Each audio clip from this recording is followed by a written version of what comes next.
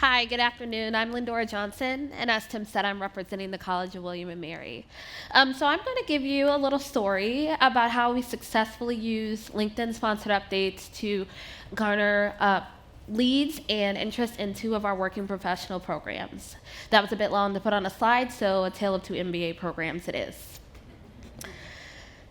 So how many of you are familiar with the College of William and Mary? Just by a show of hands, have heard of it? All right, great. We have some fans in the audience, and some of you are not.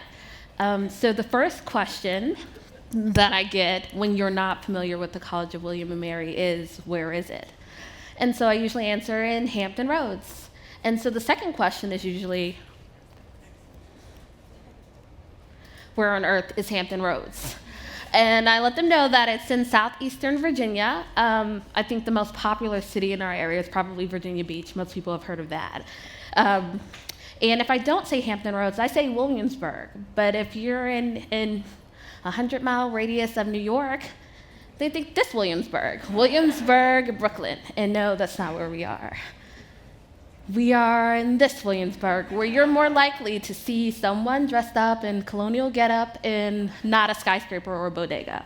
So that's where we are. And so when you're not familiar with us, we like to give you a couple fast facts because we have a great history and we're proud of it. William & Mary is actually the second oldest institution of higher education in the nation. So that's second after Harvard, of course. And we've earned the nickname Alma Mater of a Nation because 4 of our first 10 US presidents actually studied at William & Mary. We're also known as a public Ivy. And I promise we didn't make that up ourselves. We are actually known as a public Ivy because you are able to get a quality education at a public school price.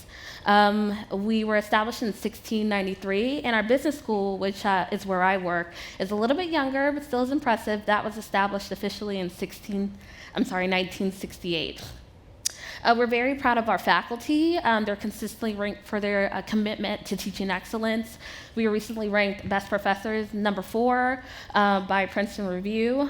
We also have unparalleled mentorship programs, dedicated career coaching, and a number of things that we use to attract students, or like to tell students to attract them. We have an undergraduate program that is really competitive, within the top 20 for undergraduate business programs, and our graduate full-time MBA as well as our Flex are in the top 40.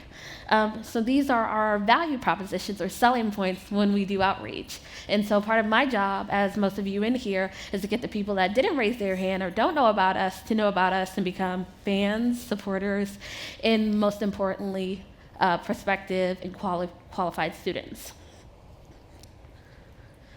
So we do offer, and when we focus on marketing in the business school, we focus on recruiting for our graduate programs. So we offer a full-time MBA, an online MBA, a Flex MBA, executive, 2 specialized masters, 1 in business analytics and 1 in accounting. And we're going to focus on the Flex and Executive MBA because these were actually our 2 niche programs that we were able to effectively garner support with LinkedIn sponsored updates. So our Flex MBA, both of these are taught on campus. It's not, some of you may have hybrid flexible MBAs, but this is actually unique that we don't offer a hybrid. We have an online MBA and the Flex MBA is separate. And our Executive MBA recruits students that are within our regional area also because it's 2 weekends a month, and that is also taught on campus. So I'll start with the setting of a story for you. You are at a relatively small public university with limited resources. You've instituted lead tracking via HubSpot or Marketo, and it's about a year after that. And so this is where you are. Charles Dickens said it best, it's the best of times and the worst of times for you. Because, in other words, you're able to see what is not working, but the good news is that you're also able to fix it now that you know. So I don't know about you other marketers, but when the data revolution came and we could see that even though our gut feeling told us that this traditional marketing tactic would work, we could see that that was not the case. And this was actually different and unique to our Flex and Executive MBA programs because some things traditionally were working. There were different types of students. So for Flex and Emma programs, we needed a more qualified student We couldn't just funnel people from undergrad into these programs. We needed to direct messaging to people who had jobs and weren't planning to quit them to advance their career or get an additional education or degree. We also had challenges with domestic diversity because full-time programs and specialized masters attract international students in a way that a residential campus program does not. So our resolution was the LinkedIn sponsored updates. And we like to think of it as a godsend because we could actually target the audience that we were looking for with the qualities that we were looking for. And so this is an example of our sponsored content. We were able to tweak ongoing, so we didn't have to wait to see that it wasn't working. We could already see what and was not working. So we could exclude audiences by seniority level. So of course, if you look into the dashboard and you see that you have an option to market to someone who's intern level or has just started working, we can exclude those people so that we're using our marketing dollars to reach an audience that we actually want to reach. And our account management and account executive team were great in this. They always showed us the best practices, and we were able to, with limited resources, actually manage this internally instead of hiring someone else like our, other pay-per-click advertising. We were able to do this in-house, which is one of the best parts for a small university. So this is what we ended up with.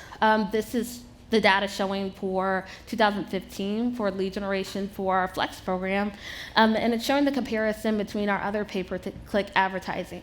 So as you can see, 71% of our leads for that year came from LinkedIn sponsored updates, and only 29% from our Google AdWords. And out of that 71%, only 16 opted out of further communication. Google AdWords saw the largest opt-out with 36% of that 29% that we generated. And so this was not actually due to more investment, because as you can see, we dedicated and allocated the same budget amount for these two tactics.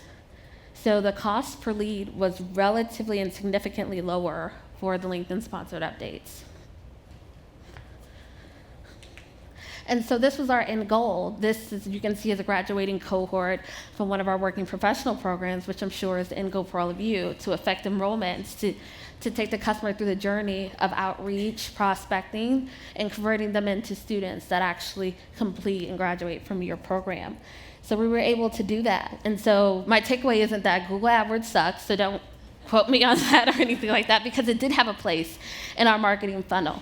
But for this particular audience and these targeted students, it didn't work as well as it worked for maybe our full-time or for our specialized masters. So the takeaway is that if you are a small university or have limited resources, you can really use this to change the course of where your enrollments are going. If they're going down, you can actually find that qualified student who's ready to talk enrollments and ready to actually participate in the program.